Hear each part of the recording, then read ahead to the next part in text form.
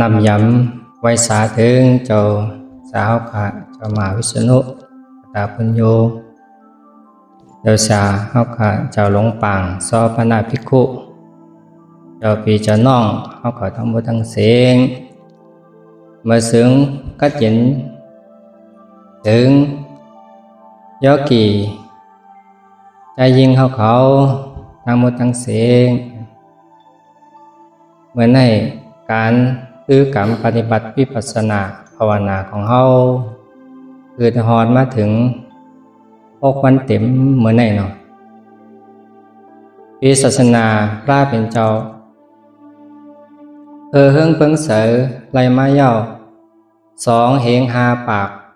69 ปี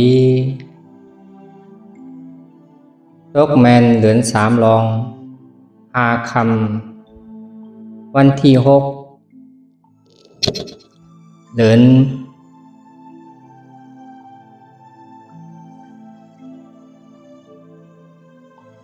ตุล2 ปีศาสนาคริยัน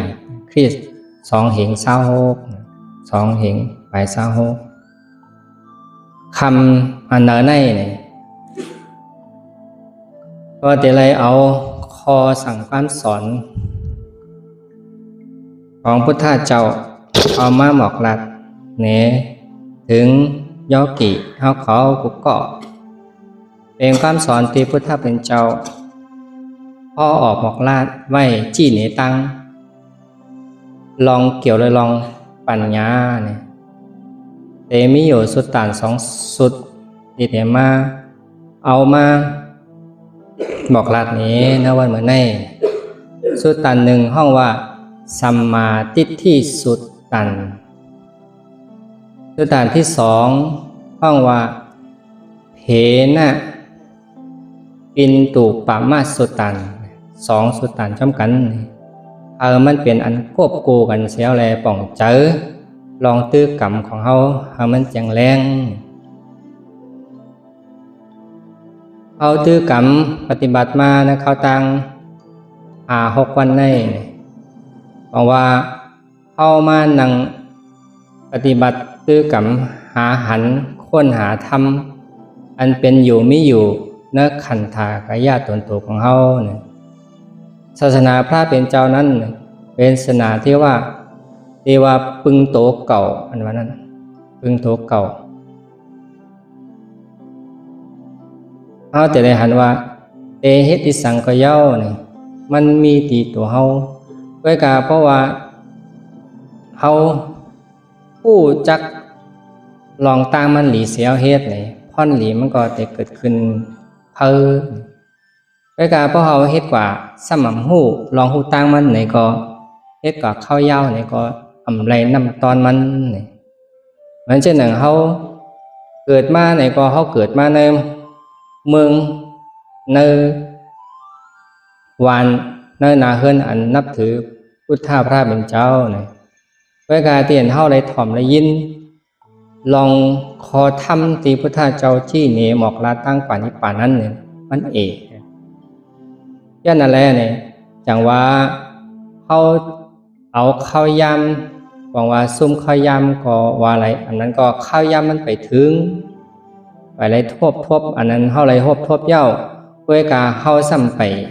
ป่องเจอเนี่ยก็เย้าก็อะไรนะก็ตอนแรกแล้วเขาตั้ง10 วัน 11 วันในก็เตเฮาตั้งหลายนั่นกูก็คนนั้นเพราะว่ามีปริยัติว่าเขาเจอว่าศาสนาล่อนเกียนความสอนพระเป็นเจ้าตีพระเป็นเจ้าเฮาฮอดถึงนั่นเป็นนิสังซ้ำที่2นะว่าปฏิปัติว่าผู้หันเข้าเจอเหมือนหนังตีพุทธเจ้า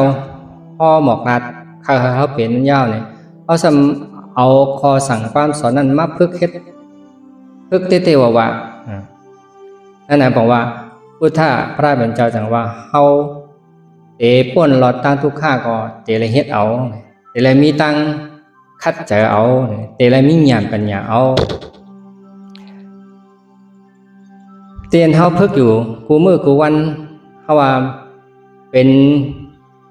ศาสนาเพราะว่าปัญญาศาสนาเนี่ยเป็นตอนอันเป็นร่อนแก่นหัวใจคำสอนความสอนของพระเป็นเจ้านั่นว่าปัญญาเนี่ยแล้วจะว่าพุทธศาสนาพุทธภาษาเนี่ยพุทธะในที่เตียงก็บอกว่าปัญญานั่นนะพุทธเจ้าว่าเสแจงหยันหันทำมือเหลือน6 ม้วนยาวเนี่ยไปกว่าตั้งกว่าตอนตัดได้กว่าชอดปัญจวัคคีย์เนี่ยมีพราหมณ์ปุ่งหน้าก็หนึ่งถามว่าเจ้าเฮาเนี่ยอินทรียะหลีหยุ่มย้ำนับถือด้วยพังหางก็เข้มแลบหลีหยุ่มย้ำเต้ๆเนี่ยเจ้าเฮาจือว่าฮือเนี่ยจือว่าฮือเนี่ยพุทธเจ้าจังว่าเฮาจือว่าพุทธะพราหมณ์ปุ่งนั้นว่าพุทธะในเผอตังปันจือในเผอตังปันว่ามีเผอตังปันเนี่ยเขาตื้อกรรมจ้างกรรมปฏิบัติมาข้าวตั้ง6 ปีต่อพัดถึงเดือน6 ม้วนเสียแลแจ้งหยันหันทำขึ้นมาเนื้อตัวเนื้อเจ้าเขาในเสียเย่าแลเนี่ยจังเลยจือว่าพุทธะในขึ้นมาเนี่ยก็นั่นแหละพุทธะนั่นบอกว่าเป็นญาณปัญญาอันหู้แจ้งหันแรงขึ้นมาหังกวยก็เหมือนจะหนังนโมตัสสะที่เขารอดกันนั่นเองสัมมาสัมพุทธัสสะบอกว่าผู้แจ้งญาณหันแรงโดยสมาธิที่สมาสังกัปปะหังเจ้าเก่าก็เหลวมีเผอมาหมอกมาลัดมีเผอมาจี้หนีตังเพราะว่าพุทธะเนี่ยเพราะว่าพุทธะนั่นก็เป็นปัญญาก็ในเหมือนเจ้าหนังปัญจวัคคีย์ถ่อมทำพุทธะเจ้าเสียวแล้วเนี่ยทำเป็นพุทธะขึ้นมาก็ผู้แจ้งหันแรงนั่นโตเจ้าขึ้นมาด้วยการพุทธะที่ปัญจวัคคีย์เป็นนั่นเพราะว่าอานุพุทธะเนี่ยอานุบอกว่าเล็กน้อยนะก็เล็กบอกว่าก็ที่อันผู้แจ้งหันแง่ผู้แจ้งหันแรงจอมพุทธะอะไรนะว่าอานุพุทธะสาวกาเจ้าทั้งหมดทั้งปีในหัวอานุพุทธะผู้แจ้งหันแรงจอมพุทธะเจ้าก็อะไรเฮาทั้งหมดทั้งเสงเนี่ยก็พึกตอนตาเฮาพุทธะว่าแจ้งหยันหันแรงนั้นเกิดขึ้นมาเนื้อโตเนื้อเจอตัวเก่าเหมือนหนังพุทธะเจ้าหมอกลาดไว้พุทธเจ้าหมอกลาดไว้จึงหือเนี่ยก็เฮาก็พึกก็แต่หันก็จังนั้นพุทธเจ้าพอดกว่าถึงตีว่ามิกิเลสาเนี่ยมิอันสุขอันโยงมิทุกข้านะตัวนะเจอเนี่ยเขาก็ติดกับพอดถึงที่นั้นห้องวันนิพพานเนี่ยเพราะในตอนที่กว่าถึงที่นิพพานนั่นเนี่ยพุทธเจ้าลาดในเฮานะว่าเนิมสัมมาทิฏฐิสุดเนี่ยก็มีนะที่ลาดว่าสัมมาทิฏฐิสัมมาสังกัปปะเนี่ยง่ายเหมือนหนังหางเมื่อนาติแรงเพราะว่าหางเมื่อนาติแรงเนี่ยมันติมีแรงตาวันเฮอออกมาออกมาก่อนเมื่อหุยตาวันนั่นไปออกมาเนี่ยเฮอแรงขึ้นมาป่างขึ้นมาอีกก้อยกาตาวันนั่นก็ไปเปลี่ยนลอยหนึ่งก็สายแรงเฮอของตาวันนั้นก็แรงเฮอส่องเป็นสีขาวสีเหลืองสีสัพพะกุมิเมียวเฮ็ดให้ตาเขาแรงเขาหันขึ้นมาสมาธิที่ก็เหมือนหนังเฮอตาแรงเฮอตาวันอันขึ้นมาตั้งออกนั่นยาวเนาะสมาธิที่นี่เพราะว่ามันเฮอแรงขึ้นมาเนี่ยมันเป็นสังนะมันเตเฮ็ดเฮอกุศลทั้งหลายเนี่ยเกิดขึ้นมาอะไรไปให้กุศลเพราะสัมมาทิฏฐิเนี่ยเป็นรองตั้งเป็นเงาหักตอนตาเฮอกุศลตั้งหลีตั้งโมตั้งเซงนั่นเกิดขึ้นมาเนี่ยก็บอกว่าที่เห็นเฮาเฮ็ดตั้งหลีตั้งโมตั้งเซงเนี่ยเป็นตาหน้าศีลาก็ย่อนะลูกที่เหลือมาน่ะลูกตีสัมมาทิฏฐิหันจือหันใจหันถูกหันแมนอันนี้เป็นสายเงาแรงขึ้นมาคือมานะเจ้าเฮาจังกะเฮ็ดอีไรพุทธเจ้าลาดไว้ ราะว่าตาวันนั้นป่นลอยขึ้นมาเนี่ยเลี้ยงเหอตั้งเมืองแล้วยาวเนี่ยก็บอกว่าเหมือนจะหนังมากเนี่ยมันเกิดขึ้นมาตัดกิเลสแล้วเหอเลี้ยงปังเป็นวิจาเนี่ยความเป็นตีพระเป็นอย่างวิจาจรณะสัมปันโนนะวิจาอันว่าแรงเหออันว่านั้นเต็มพร้อมเต็มตียาวเนี่ยวิจาจรณะสัมปันโนนะเต็มตียาวเหมือนหนึ่งตาวันตีออกลอยออกมาก็เหอแรงกว่าทั้งวันทั้งเมืองอ่ะอย่างนั้นนะก็อะไรที่เข้าพึกกรรมพึกยักเยี่ยมตัวหันนักขันธาตีโตจะตีโตเป็นก็เย่าตีเจอเป็นก็เย่าแล้วก็หันสมาธิที่เนี่ยมันตีหันเหมือนจะหนึ่งตาวันตีอันเตเป็นร้อยก็กลายไปเป็นร้อยเอาหันเจ็บเป็นอนัตตาเนี่ยก็มันหันหนูก็กับมันไปแจงแรงเหมือนจังว่าเป็นกลางวันน่ะเหมือนจังตึงหันงุ้มงามจังนั้นนะสมาธิที่เนี่ยเพราะว่ามันหันงุ้มงามจังนั้นหื้ออ่ำนานเข้าเฮ็ดกว่าที่มีตั้งคัดเจอสัมมาวยามะอ่ำถอยเนี่ยมันก็ติเฮอแรงขึ้นมาเพราะว่าสมาธิที่เฮอแรงขึ้นมาหันถ่างแจงที่เรียกว่าอ๋อเจ็บกันไหมกัดเจอป่งเจอปิวเจอเหลี่ยมเจอเลยมันเป็นสภาวะอนัตตามาก็เกิดวันนั้นอันนั้นสัมมาทิฏฐิในพระเป็นเจ้ายุกยองเฮอเป็นเงาหักของตั้งหลีทั้งหมดคำว่าเป็นตั้งหลีเนรอกิคำว่าเป็นตั้งหลีเนรอกุตลาเนี่ยก็ในพุทธะเจ้าว่าสัมมาทิฏฐิเนี่ยมันมีสองตอนเนี่ยนะตอนหนึ่งเขาว่าเป็นตอนตาเป็นเงาหักของตั้งหลีเนรอกิตอนที่สองเขาว่าเป็นเงาหักของตั้งหลีตอนตาเฮอถึงมรรคผลนิพพานสมาธิที่มีอยู่สองตอนอันตีตั้งหลีสมาธิที่อันเป็นเงาหักของตั้งหลีเนรกีนั่นตีเตมันเนี่ยกายยอกียิงใจเขาตั้งหมดตั้งเสียงตีมันนั่งอยู่ที่ไหนเนี่ยเขาก็มีกันกุกข้ออยู่นะมีกันกุกข้ออยู่เพราะมีเนี่ยเพราะมีสมาธิที่เป็นลอกีเนี่ยห้อมจะให้ตั้งหลีอะไรห้อมหมอเฮ็ดตาหน้าก็ว่าตาหน้าเนี่ยมันจะได้ตึกต่อรู้ตึกต่อสั่งตึกต่อเตียวันใครปันน่ะเพราะว่าตึกต่อรอผ้เนี่ยบอกว่าใครไล่อ่ำใครปันใครไล่อ่ำใครปันไล่นำก็คือก็ลีกันนั่นที่สังก็ย่ออันนั้นเป็นรอผ้าก็เนี่ยเพราะว่ามีสมาธิที่เนี่ยสมาธิที่เป็นรอกี่ย่าเนี่ยบอกว่าอันหลีนั่นหู้อ่ะก็เฮ็ดแต่มันติหลีเข้าใจพอเฮ็ดตาหน้าเฮายืนเฮาแหม่งเฮาปันเปิ้นย่าเนี่ยเปิ้นก็หลีเปิ้นก็จม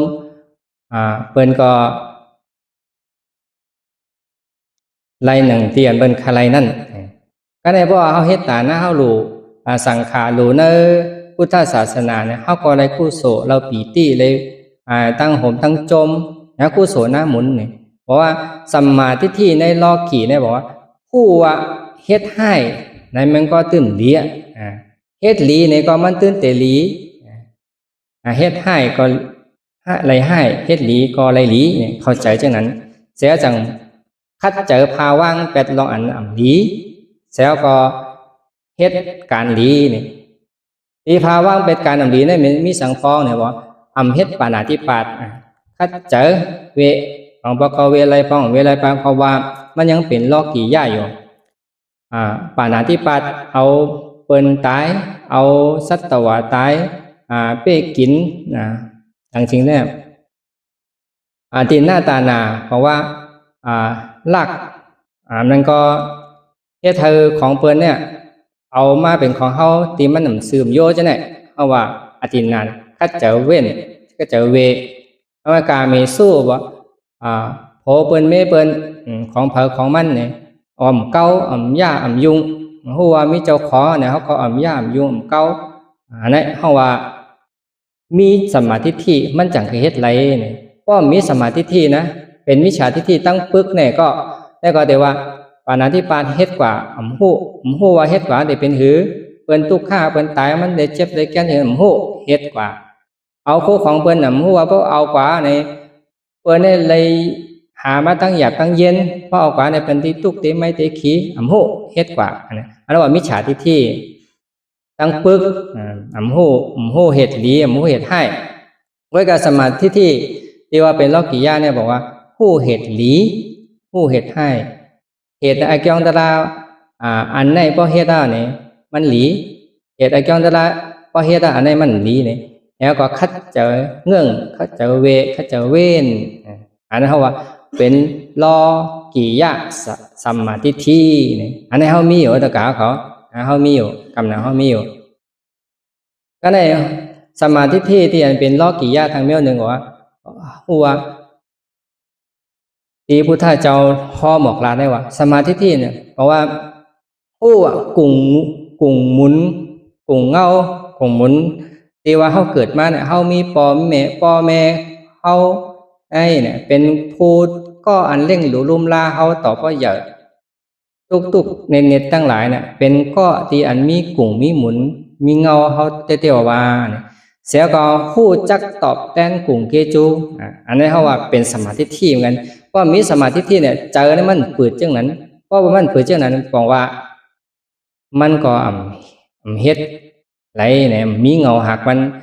อันจะก็นั่นแหละพุทธเจ้าจังว่าสมาธิที่เนี่ยลำลองเสเป็นสูตรเนี่ยลำลองเป็นสูตรเพราะว่าเป็นโกนเนี่ยก็เป็นออกอ๋อนั่นแหละเนาะออกอ๋อก็เตียนอันตีสมาธิที่เนี่ยเป็นเจอเนี่ยเป็นเจอที่มีหยาดหูตั้งเตยตั้งเหนือตั้งสูงตั้งแต้มนั่นกันอันหูหลีหูให้สมาธิที่ซ้ำหูว่าเนี่ยโกนตีอันเฮ็ดหลีจ้างกรรมหลีเนี่ยมีเต้แล้วก็หมอเขาหาหมอถ่อมทำหมอสองความสอนเขาเจ้าเนี่ยอันนี้ก็เอาว่าลูกตีสมาธิที่สีมาเนี่ยก็ได้แล้วเข้ามาทัดสางตัวในตะเกาเขาปฏิเป็นจังนั้นมีจังไหนเพราะมีจังไหนเต็มมานังตื้อกรรมพึกปฏิบัติอยู่จังไหนไรเนี่ยอันนี้สมาธิที่เป็นเงาหักสมาธิที่เป็นโลกิยะเนี่ยเป็นเงาหักของตั้งหลีตั้งโมตั้งเสงเพราะแต่ว่ามันก็ว่าสมาธิที่เนี่ยเป็นเงาหักเป็นเมียวเป็นธรรมะเป็นปัญญาตีอ่อนโหน้ำนาผู้โสเจตสิก17 เซนสิเหตุการณ์ตาหน้ายืนแม่งเหตุการณ์ศีลกรรมศีล5 ศีล8 ศีล10 ศีล2 ปาก27ของสังฆะใจ2-3 ปากปลาย11ของสังฆะยิ่งกรรมศีลเนี่ยอันในเฮาว่าสมาธิที่อ่อนโหน้ำนาเสียเหตุการณ์ซ้ำเตียนเหตุการณ์นำเสียนั่นก็เฮาว่าอ่อนโหรูปะวจรกุโสนะอ่อนโหอรูปะวจรกุโสนะอ่อนโหเฮ็ดสร้างสังเนี่ยเฮ็ดสร้างสมาธิแต่เขาก็พยายามเฮ็ดมานะพึกสติต้องนั่นต้องไหนนั่นต้องรวมตัวใจต้องมานั่นมาไหนอันนั้นว่าพึกสมาธิสุขสติเพราะพึกสติเช่นนั้นเด็กกว่าเท่าไหร่เด็กกว่าที่เจอนิ่มเป็นกว่าที่สมาธินะเป็นกว่าที่สมาธิอันนั้นว่าลายพึกกรรมเฮลายจันก็ตายเย้ากว่าเป็นสังมันเป็นล็อกลายของสังเป็นล็อกลายตีมีมาอ่อนตังเจมมือพุทธะพระเป็นเจ้าไปปอบพุทธคุณมาอันนี้ก็ตาตีเฮ็ดไรจังนั้นเนี่ยเดี๋ยวไรมีสมาธิที่อ่อนหูน้ำนาสมาธิที่หมอกลาดมาในห้องว่าสมาธิที่ตีเป็นโลกิยะเพราะว่าโลกิยะบอกมันปาอัตตากุโตโต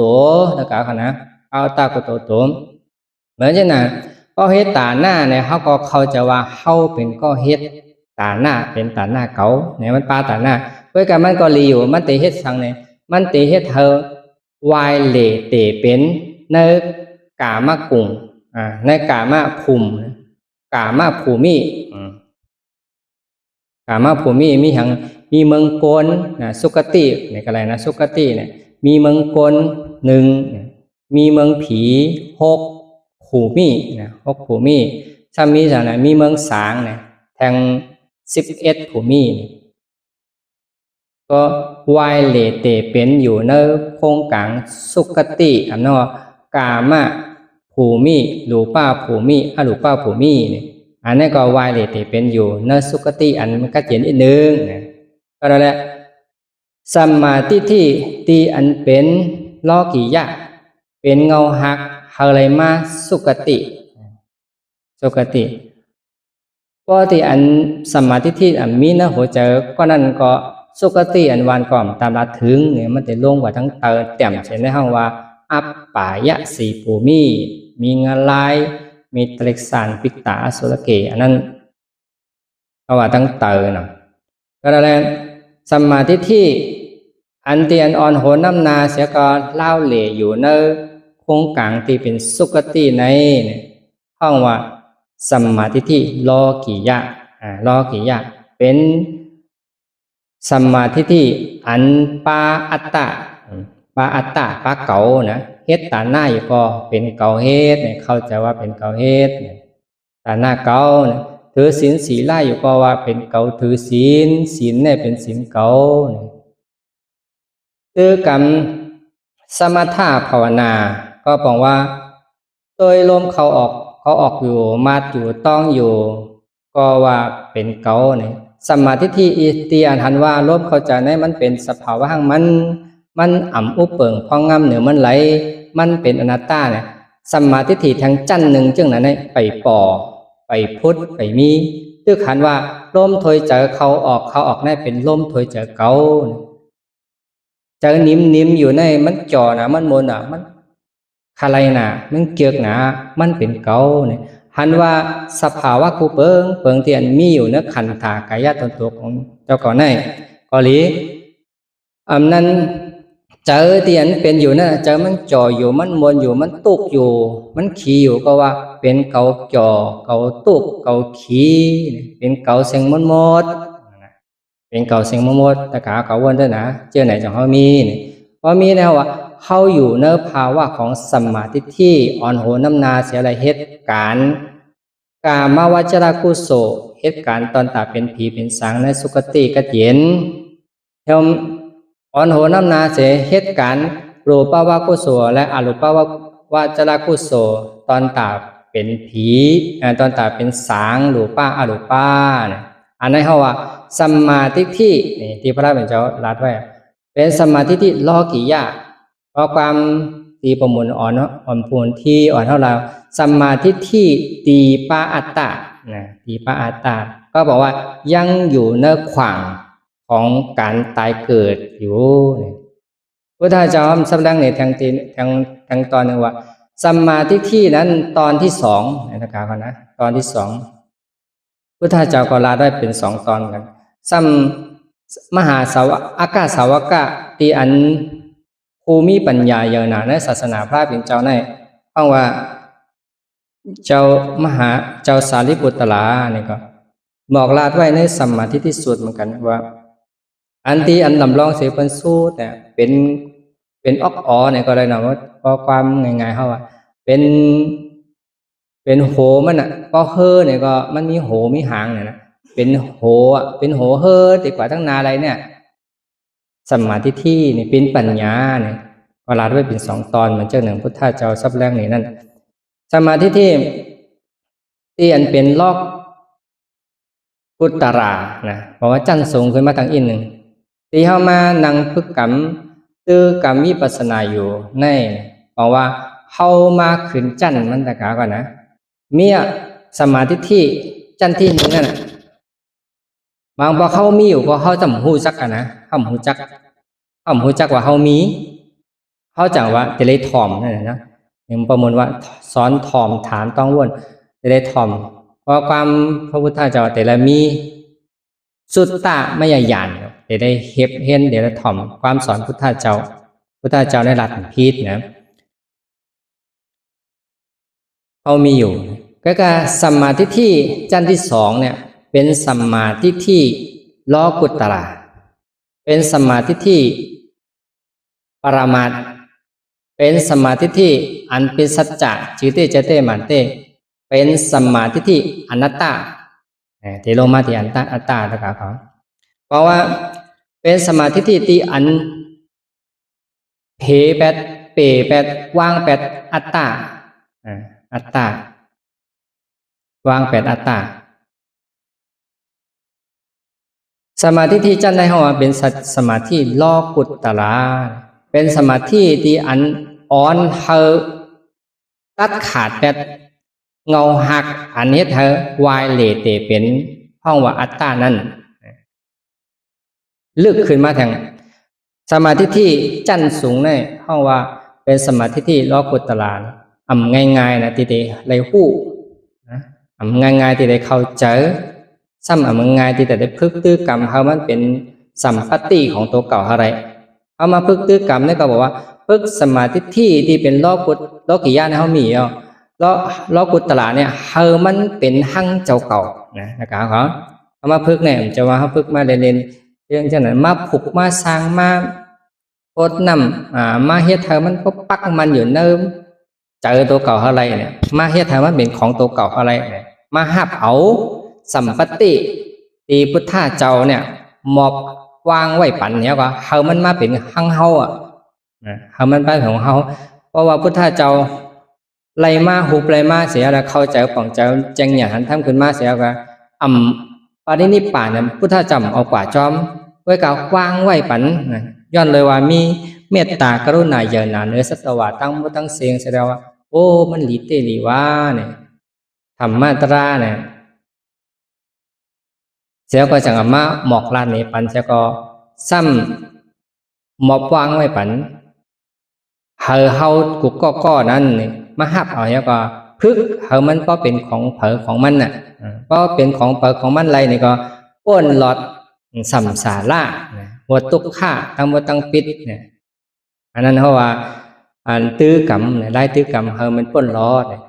ตื้อกรรมสั่งในที่เขามาพึกอยู่เนี่ยตื้อกรรมสัมมาทิฏฐิอันเป็นจันโลกุตตระสมาธิที่เป็นโลกุตตระเนี่ยเป็นห้ามเป็นเดือนเนี่ยเพราะสัมมาเนี่ยจือหนาเจอหนาเจอเต้เป็นปรมัตเต้เป็นสัจจะเต้เป็นอนัตตาเต้เจอเก่าเต้สมาธิที่มีสองตัวนะทิฏฐิบอกว่าหันเต้หันอันจือเต้หันอันเจอเต้หันอันเป็นปรมัตหันอันเจอแขนเจอขาเจอโตเจอเก่าหันเป็นอนัตตาในลงลึกกว่าทั้งหันทั้งรูปธาตุธาตุหินธาตุน้ำธาตุลมธาตุไฟก็ย่อหันเป็นสภาวะเป็นอนัตตาหันเจอก็ย่อเจอตีอันพงอันปิวเจอตีหลีจีอ่ำหลีเจอตุกเจอขีเจอมนเจอจ่อตั้งเจอตั้งบ่ตั้งเสนะหันเป็นสภาวะเจอเก่าเนี่ยมันเป็นสภาวะของรูปธาตุนามธาตุเขาเฮ็ดกันหั่งเขาเวว่าไรอุปเปิงไรพ่องงำไรเจอเก่าเจอของเก่าเนี่ยอันนั้นว่าเป็นสภาวะสัมมาทิฏฐิเนี่ยกว่าหันสภาวะอันเป็นเตมีเตเนี่ยอันนั้นว่าสัมมาทิฏฐิจันที่สองเป็นจันสูงจันป้นหลอดป้นหลอดเนี่ยป้นหลอดสัมสาระป้นหลอดตุกขะป้นหลอดอัตตาตั้งโมตั้งเสงก็แล้วสมาธิที่อันไหนเพราะว่าเขาอะไรพึกและเข้าใจพึกเนี่ยมันก็มันตั้งขึ้นมาเกิดขึ้นมามีมาอยู่ในใจเขากูก็ไรเนี่ยมันก็เป็นที่อันว่ากูก็เฮ็ดไรเฮ็ดไรกูก็ไว้กามันแต่ได้เจ้าพยายามเหมือนกันมันก็ทำเฮ็ดสร้างขึ้นมา3-4 วัน5 วันก็ไรมันก็เป็นเหลือนก็ไรมันก็เป็นหลายเหลือนมันก็เป็นหลายปีเนี่ยเหมือนกันนะแต่กาเขานะเหมือนกันเหมือนจะหนาเขาเห็นลีกนั่นแหละเขาเห็นลีกมีแต่ก็เขา30 ข้อไหนเห็นกาข้างง่าเนี่ยจะว่าก็วันหนึ่งก็มันก็วันเดียวก็ไรมันก็2-3 วันมันก็เป็นวงมันก็เป็นเหลือนเหมือนกันเมื่อน่ะเพราะว่าญาณปัญญาตั้งหับเพราะว่าธาตุหับของก็แล้วก็นั้นมันเป็นกันมันเหมือนกันเนี่ยก็แล้วสัมมาทิฏฐิเนี่ยที่เขามาพึกอยู่เนี่ยว่าหันอันจือเต้เจอเต้หมันเต้หันอันปักลงกว่าตีสภาวะอันเป็นที่มิเต้นั้นเพราะว่าหันป่องลงกว่าตี ปัญญัติปิ้งหยับเฮามันป่นปิ้งหยับนั่นกว่าเฮาป่นปัญญัตินั่นกว่าป่นแขนป่นขาป่นโตป่นกอกโขป่นกว่าเตีว่าตั้งเตอตั้งเหนือหันสภาวะที่มันเป็นอนิจจาหันสภาวะที่มันลายค่ายกว่ามาอยู่เห็นสภาวะที่มันเป็นอนัตตาหันลงกว่าที่นั้นเพราะว่าสัมมาทิฏฐิปรมาทเนี่ยนะสัมมาทิฏฐิโลกุตตระเนี่ยอันนี้ลำลองเสียเป็นสู้ตันติเตป้นรอเนี่ยเตเลยมาพึกเตเลยมาเข้าใจสัมมาทิฏฐิปรมาทสัมมาทิฏฐิอนัตตาเนี่ยเตเลยป้นรอดนะเพราะว่าตั้งป้นรอดเพราะศาสนาพุทธเจ้านั้นเป็นศาสนาแห่งปัญญานะเป็นศาสนาแห่งปัญญาเจอประมวลที่รัฐอุตเสว่าศาสนาพุทธเจ้าที่ค้นหาสอกญาจึงอย่างทำนั้นเจ้าว่าค้นพบศีลเจ้าค้นพบสมาธิศีลและสมาธิเนี่ยมันมีอยู่ก่อนตีพระเป็นเจ้าเกิดเจ้าเนี่ยก้อยกาตีอันผาห้อมเกิดขึ้นมาจอมพุทธเจ้านั้นเป็นเจ้าเนี่ยเป็นปัญญาเนี่ยเพราะว่าปัญญาสังลาเนี่ยเป็นปัญญาสมาธิที่สมาสังกัปปะสองตัวในย่อสองข้ออันในย่อเนี่ยก็แลเพราะว่าเข้ามาทบปัญญาสองเปิงในบอกว่าเข้ามาจำศาสนาพระเป็นเจ้าสุดเจ้าเข้ามาจำนิพพานนั้นวันนั้นอยู่ตั้งนาเท่านั้นก้อยเนี่ยเพื่อเฮงอย่างปัญญาสัมมาทิฏฐิสัมมาสังกัปปะเนี่ยเฮงมันปอเป็นของเฮาอะไรป้องเป็นของเฮาอะไรมันจับมันจะอยู่ในใจเฮาอะไรเพราะว่ามันนับจับมันอยู่ในใจเฮาอะไรเนี่ยเขาบอกว่านิพพานนั้นก็ตีแจงแรงขึ้นมันเหมือนเจ้าหนังตาวันเนี่ยที่พุทธเจ้าสัมมาทิฏฐินั้นเหมือนสายเฮอแรงตีอันเฮอล่องออกมาก่อนตีตาวันป่วยตาวันนั้นออกมามันตีมีสายเฮอแรงมาเขาก็พึกอยู่ที่นั้นก็พึกเด็กๆเนี่ยมากหยันโพงหยันก็เตะขึ้นมาเหมือนตาวันเตียนโผล่ขึ้นมาตั้งตู่ตั้งห่วยนั่นยาวนะก็แล้วสมาธิที่สมาสังกัปปะสองเพิงในเพราะว่าเป็นปัญญาศาสนาเป็นปัญญาที่อันอ่อนโหน้ำหนักมากลางแปดเพิงแล้วก็เหตุการณ์ตอนตาเข้าถึงมรรคผลนิพพานเพราะว่าแต่มาแตกตัวนะมาแตกตัวว่าสมาธิที่สมาสังกัปปะเนี่ยที่เป็นล้อกิยะเนี่ยก็เนาะล้อกิยะเนี่ยเขาก็มีอยู่เหมือนจะหนังเพราะว่าก้นสองก้อนเนี่ยกว่าไปตั้งกว่าเสียอะไรเนี่ยกว่าหันไพ่ใหม่แต่ก้อนหนึ่งมีสมาธิที่เป็นล้อกิยะกว่าก็ยิบไพ่เฮ็ดมือตัวตะกบปองอันนั้นเท่าว่ามีสมาธิที่เพราะหัวเนี่ยก็ทำคัดใจเงื่องเวก้อยกาเงื่องเวกว่าเงื่องเวว่าก็ว่ามันมีไพ่เนี่ยบางปอกก็ยิบแก้มเฮ็ดป้องอยู่ที่ย่อมไว้สิปองเนี่ยอันนั้นว่ามีสมาธิที่เป็นโลกกี่ย่านก็ในมีสมาธิที่เป็นโลกุตตระอะไรถ่อมเย้าอะไรยินเย้าอะไรหู้เย้าไพ่เนี่ยมันใหม่ก็หันเนี่ยหันนั่นสมาธิที่แต่ขาก่อนนะหันเอาไพ่ลูกใหม่อยู่นั่นหุนอยู่ผู้ว่ามันใหม่เลยถ่อมเลยยินมาก็ในสมาสังกัปปะก็เงื่องเวแบบเงื่องเวเนี่ยมันจะปลายนะที่ชื่อว่าผู้ว่าไพ่ที่มันใหม่ในนี่ย้อนว่ามันมีพื้นเนี่ยนะย้อนมันเป็นพื้นเดี๋ยวถือว่ามันไม่ละเนี่ยยึดพื้นมันออกแบบพื้นในซ้ำจะมีลืนเหลียวตะขาเขามี10ลืนเยอะคัดจะให้จันออกอันจันออกแล้วคำตามตัวอยู่นั่นน่ะเพราะว่าสัมมาทิฏฐิสัมมาสังกัปปะเหตุการณ์เตียนตัวหันอยู่พื้นอันนั้นนี่เอาออกเตเลเวกับตั้งในแต่เวกับตั้งในนั่นเป็นสัมมาสังกัปปะเนี่ยตีจันพื้นออกที่นั่นเพราะว่าสัมมาสังกัปปะก็เอามาให้การวิปัสสนาว่ายักเยี่ยมตัวหันอยู่นี่สัมมาทิฏฐิเนี่ยจังให้ซื่อหือนะมีการยักเยี่ยมตัวหันนั่นน่ะหันสภาวะอยู่เว้ยกาไปเข้าเจอไปป่องเจอว่ามันเป็นสังนี่ไปหมอลืบล้ำกิเลสอะไรเตียนหมอลืบล้ำกิเลสหมอลืบล้ำอัตตาจันถอนอัตตาออกนั่นเท่าว่าสัมมาสังกัปปะจังว่าอนัตตาจันลื่นพื้นออกจันลื่นพื้นออกลื่นพื้นมันจะว่าจันง่ายๆนะค่อยๆจันค่อยๆหนึ่งค่อย ว่างเฮ็ดกับร้อยหันอยู่บอกว่าแต่เลยมีหมักตา2คอนอยู่ที่กะตอนแต่ที่การญี่ปุ่นนี่นะมีหมักตา2คอนจะหันแล้วก็วนว่างเหมือนจังเลื่อนไพ่เอาหันไพ่หันเนี่ยหมักเท้าหันอยู่ทางแจ้งเนี่ยไพ่มันเดือดมันไหมก้อยกาแต่ที่เขในสมาธิที่ไปจังแต่เลยมีสมาสังกปะมาจอยมาจันพื้นออกมาเธอพื้นมันออกอะไรเพราะพื้นมันออกก็เนี่ยไพ่มันก็หวดทั้งกล้วยมันก็ห้ามดูเลยกับหวดไพ่ห้ามดูกับเป่าไพ่ไม่เช่นนั้นเนี่ยเอาก็หันสภาวะแห่ก็อนัตตาติติเกเช่นนั้นก็แล้วสมาธิที่สมาสังกปะเนี่ยเป็นปัญญากุนะเหมือนจะหนึ่งขา2ขอนเหมือนจะหนึ่งมือ2ขอนมีขอนเดียวอะไรเหมือนอย่างตา2ขอนอันนี้หลับลองเสียบนสุดเพราะแต่กาเขายกเกี่ยวเขานั่งเนี่ยบางปองในพ่อนั่งกับติ๊กนะสมาธิที่หันมีอยู่กล้วยสมาสังกปะเนี่ยเหตุการณ์เลยทัดสางตัวเก่าตัดเสเพราะว่ามันทัดสางเนี่ยเพราะว่ามันสมาธิที่เหตุการณ์หันอยู่กล้วยห้ำไรว่นไปนาตาสมาธิที่นั้นซ้ำขึ้นมาเป็นสติกล้วยนะเป็นสมาธิที่เตียนเต็มทนเพราะว่าสมาธิที่หันเนี่ยแล้วเข้าย่อก็พิจารณาอนัตตาเพราะสมาธิที่ก็เต็มทนสมาสังกัปปะเขาเต็มทนอันนั้นแก่สุดอันนั้นแก่สุดเขาทัดสางตัวเก่าแต่เสเนี่ยบางพอเขาอนัตตาก็การสัมหันเหมือนจังเขาจับเ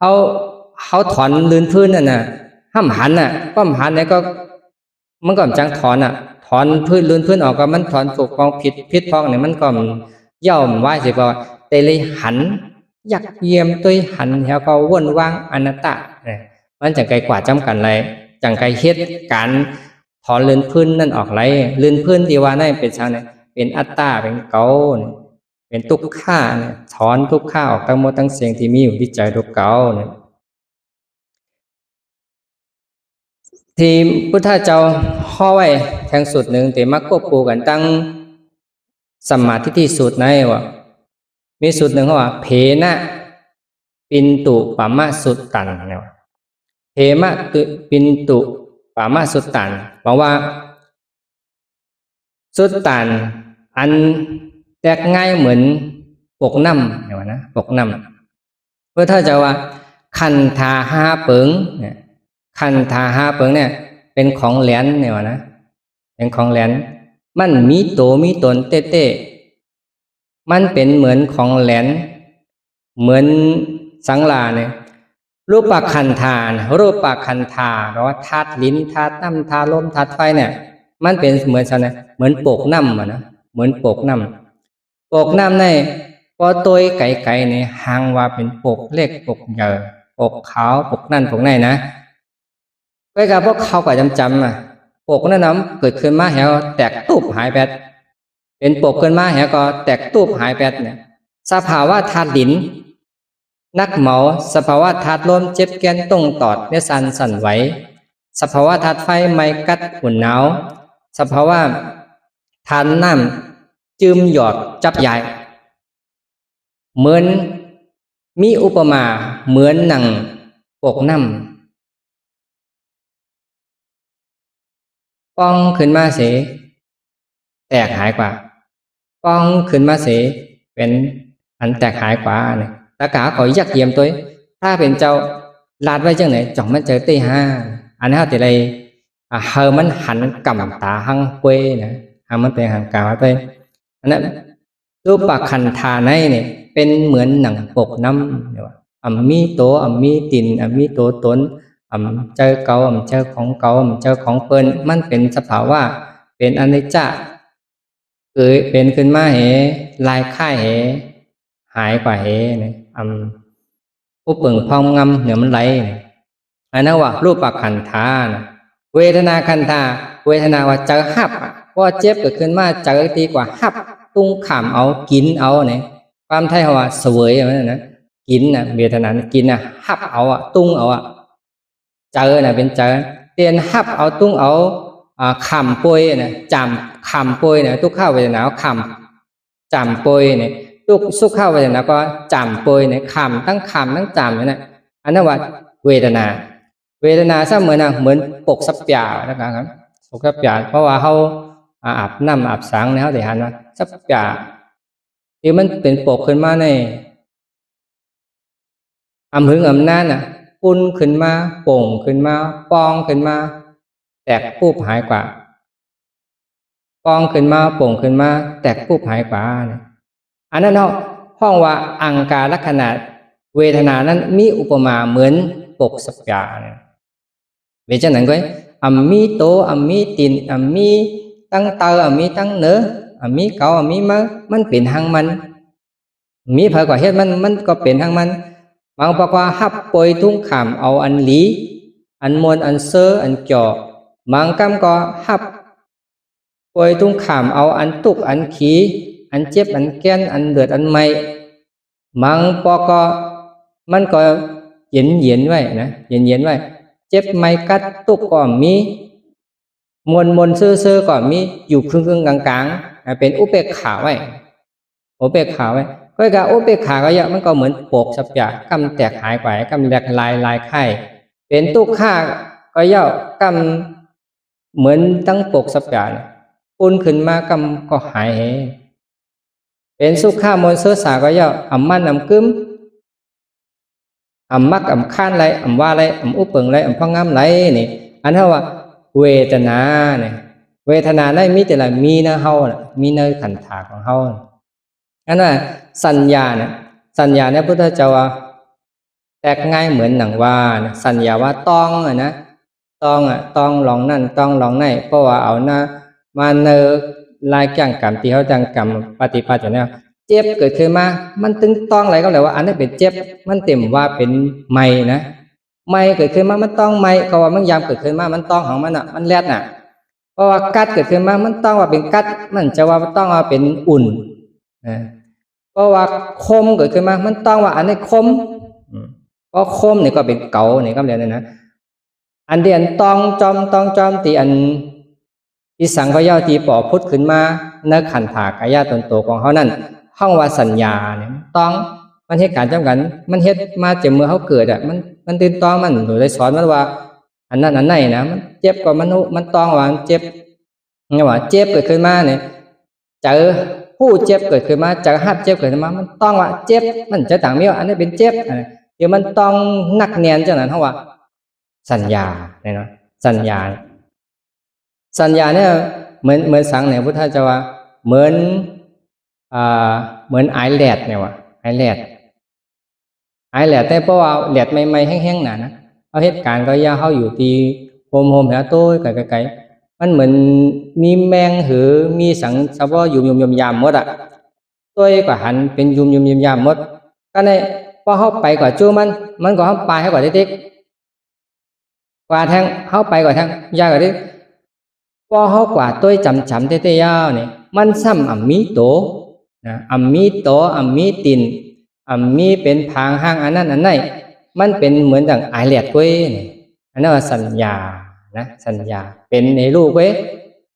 เป็นให้ลูกเว้ยความไทยหอบพยับแดดมันนะก็เนี่ยสังขาระเนี่ยพอว่วนเจอว่วนเจอเป็นเจอว่วนเจอเป็นเจอปรุงเจอผงสร้างบองสร้างตั้งโมตั้งเสียงเนี่ยอันนั้นว่าสังขาระเนี่ยนะสังขาระที่เจอเป็นเจอว่วนเจอไม่เจอขี้เจอมดีตั้งโมตั้งเสียงนั่นว่าสังขาระเนี่ยเหมือนพระพุทธเจ้าว่าเหมือนต้นกล้วยว่ะเหมือนต้นกล้วยในลำเลยย่ำลำเหยอลำหลงนะเขาหันเข้ากับตัวถางว่าเป็นไม่เกี่ยนไม่เตียนแก่นแข็งเอาไม่ให้เสาเฮือนไรอะไรกันนะไปกะพอเขาก็กว่าทับหนึ่งทับแล้วแต่มีโยเนี่ยนะก็กว่าทั้งทับหนึ่งแต่มีโยหั่นต่อว่าก๊อกหนึ่งก๊อกสองก็เปลือกก็ออกเด็กๆหั่นต่อปอดตั้งเนื้อกว่าหญ้าโยกมันกับหญ้าหลีมันเนี่ยก็หาแก่นหาล่อนอันเตี้ยๆว่ามันมีเนี่ยว่ามีนั่นว่าสังขาระอันนั้นตั้งอันบ้วนเจอเตียนบ้วนเจอเตียนเป็นเจอเตียนผิวเจอเตียนเดือดใหม่ๆทั้งหมดทั้งเสียงนั่นอันนั้นว่าสังขาระเจอเป็นนะที่เจอเป็นฉะนั้นนะเขาเจอเอาหยานไปหยาสมาธิที่ยักเยี่ยมเจอมันพองก็เยอะเจอมันผิวก็เยอะเจอยักเยี่ยมตื้อหลีๆนะครับมัน แต่ว่าเป็นกลุ่มเป็นก้อนเป็นเนื้อเป็นหนังเป็นโตเป็นคิงมันเป็นสภาวะอันลายเย้าลายแทงลายเย้าลายแทงเป็นเย้าเป็นแทงกว่าเย้ากว่าแทงเป็นอนิจจาเป็นทุกขาเป็นอนัตตาจึงนั้นกุยนี่ยักยำตัวเฮาหันกำตาเฮาเอาสมาธิที่ในยักยำตัวหันนี้ดีว่ามันลุดกว่าเนี่ยเจ้าวนลองหนึ่งขึ้นมาก็เจ้านั้นก็ลุดกว่าทำสืบวนสืบวนเนี่ยเพราะความลองจ้างการตัวกรรมวนสืบวนเจ็บไม่สืบไม่เนี่ยมันร้อนกว่าที่เด็กอัมมีโตอัมมีตินตัวถามว่ามันเต็มญาเนื้อญาหนังญาเอ็นญาโตเนี่ยมีว่าร้อนกว่าหายกว่าสืบตามครับตามกว่ามากที่คุยเนี่ยอันนั้นว่าสังขาระเนี่ยเจอที่อันเป็นเช่นนั้นนะอัมมีโตมีตินอัมมีโตมีต้นอัมมีเก่าเจอของเก่ามันเป็นสภาวะสังขารเจอวนเจอเป็นกล้วยนี่เฮาเอาสมาธิที่ในยักเยียมด้วยหันเฮาวนวางเป็นอนัตตาเนี่ยที่นะก็ในวิญญาณนะเอาว่าวิญญาณบอกว่าเจอหู้ตีอันมาตุ่มตอหล่อเตอตั้งตาตั้งหูตั้งขลังตั้งลิ้นตั้งโตตั้งใจก็เย้ามันเต็มมาตุ่มตอหล่อเตอเช้าหับหู้ติเจอวิญญาณในตั้งเสียงเจอวิญญาณในพระเป็นเจ้าแตกง่ายเหมือนหนัง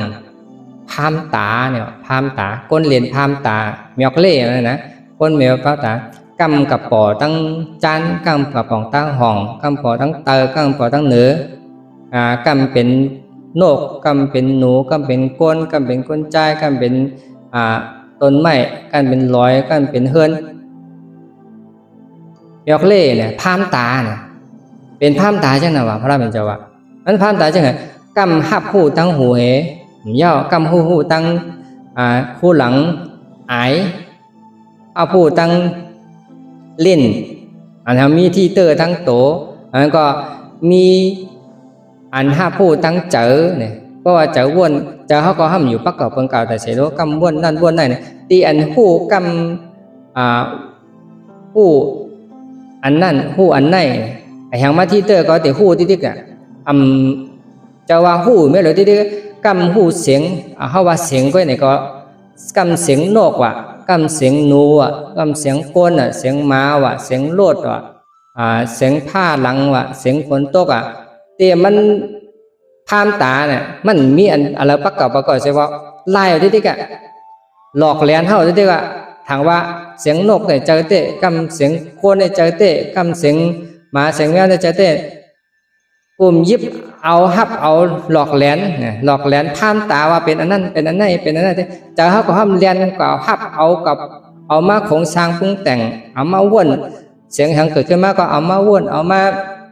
จับจอยทิกอันนั้นเราว่าเป็นวิญญาณวิญญาณเราบอกว่ามันเป็นเจ้าหู้นี่พระบุญเจ้าพุทธเจ้าแตกง่ายเหมือนหนังพามตานะเก่านะมันพามทั้งวันทั้งคืนน่ะพอเขานอนพอเขาไปรับเสนะมันพามเนี่ยกำแจกเมียวกับอย่างมาเมียวที่เด็กก็แล้วแหละคันธาห้าเปิงเนี่ยมันเป็นเมียวอันเป็นอนิจจมันสิเมียวเนี่ยรูปคันธาก็มันเวทนาคันธาจะหับก็มันสัญญาต้องแล้วก็มันนะเป็นรูปสังขารละในก็มันจะว่นจะพุ่งจะผิวนั่นนะวิญญาณในก็มันเนี่ยห้าเปิงได้เข้าว่าคันธาห้าเปิงตีพุทธเจ้าข้อออกมาแล้วคันธาห้าเปิงเนี่ยก็เจ้าว่าอยู่ที่คอยไปลอยอยู่เนื้อผ้าเนื้อหมอกถ้าอยู่ที่ไรเนี่ยอยู่เนื้อตนโตของเขาแน่นี่ก็ได้พุทธเจ้าสอนเขาตั้งมือตั้งเสียเนี่ยเจ้ากับตัวเนื้อผ้าเนื้อหมอกมาตัวตีเลยนี่มาตัวตีขันธาห้าเปิงตีอันเป็นเตมีเตเข้านางอยู่ตอกซอกเนี่ยมีสังปอกขึ้นมาเนี่ยหน้าโตหน้าคิงเข้าเนี่ยรูปปากขันธา เกิดขึ้นมาก็หันอนัตตาเวทนาเกิดขึ้นมาเจ็บมนเย็นอยู่ก็อนัตตานะสัญญาต้องสังกายะอนัตตานะสังขาระเจอพงเจอผิวเจอหลีเจอหลีเกิดขึ้นมาก็อนัตตานะวิญญาณอันหับหูว่ามันกัดมันใหม่ก็เกิดขึ้นมาก็ลืมอนัตตานะเฮ็ดในอยู่ที่นี่นะครับเพราะฉะนั้นนิพพานนั้นหาที่ในหาที่รูปขันธาเวทนาขันธาสัญญาขันธาสังขารขันธาวิญญาณขันธาหาที่ขันธาหาเปิงในซ้ำมีอยู่ในตนตัวของเขาในเพราะว่าสัมมาทิฏฐิสัมมาสังกัปปะมันเฮ็ดการถึงตีนี่มรรคผลนิพพานก็เกิดขึ้นมาในขันธาของเขาเนี่ยลืบล่ำเป็นเหมือนจังเนี่ยเอาลื่นพื้นออกนะเอาลื่นพื้นออกอะไรเพราะลื่นพื้นออกอะไรเนี่ยไพ่อันว่านั้นนี่เหลือแต่ไม่ทุกข้าทั้งหมดทั้งเสียงตายเกิดทั้งหมดทั้งเสียงก็เมียก็อะไรนวันเมื่อไหร่ก็อะไรเอาคอส่องความสอนที่พระพุทธเจ้าพระเป็นเจ้าพ่อออกหมกลาดมาเกี่ยวรองจังกรรมตอนตากเขาถึงมรรคผลนิพพานนั้นเท่าว่าสัมมาทิฏฐิสองจันจันที่หนึ่งเป็นโลกิยะอ่อนหลีเนอคงกังเนอสุคติภูมิเมืองกลเมืองผีเมืองสางก็กลายเป็นสมาธิที่ตีอันเป็นอัตตาอ่อนโหนน้ำนาเฮตตาหน้าศีลักภาวนาสมาธิที่สองว่าสมาธิที่ตีอันอัมปะอัตตาคัดเจอเพแปดพาแปดเปแปดพาแปดว่างแปดอัตตาต่อป้อว่ามดเสียงหายกว่าอัตตาตกกว่าเนี่ยเอาว่าสัมมาทิฏฐิจันโลกุตตระเนี่ยสัมมาทิฏฐิโลกุตตระเนี่ยเอามาให้การที่ละเนี่ยเอามาให้การตีขันธหาเพิงขันธหาเพิงเพราะว่าลายตื้อกรรมเนี่ยโฮมจู้มาเป็นสามเพิงเนี่ยมาตีรูปวิญญาณเวทนาเนี่ยรูปแต่เจ็บเวทนาว่าหับเจ็บวิญญาณแปลว่าเจอหูเจ็บ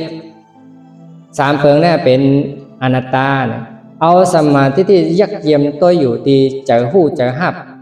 นั่นเสียวเลยอีสังฟอกขึ้นมาก็เย่าอ่ำดึมหันอ่ำดึมบ่นอนัตตาเนี่ยเห็นไหมก็เองก็ได้ในวันเหมือนในเฮาก็พูดทั้งสมาธิที่สองเปิงโลกิยะโลกุตตระแลไล่เอาสมาธิที่ทั้งสองเปิงในมาตื้อกรรมเฮ็ดสร้างเฮามันเป็นพ่อหนีในสุคติและเป็นพ่อหนีตอนตาเอาอัตตาออกอดกระถึงนิพพานที่กระเทียนนั้นเนี่ยก็นั่นแหละธรรมะตราในเนี่ยก็ย้อนลืมไว้กันหน้าหนึ่งก่อน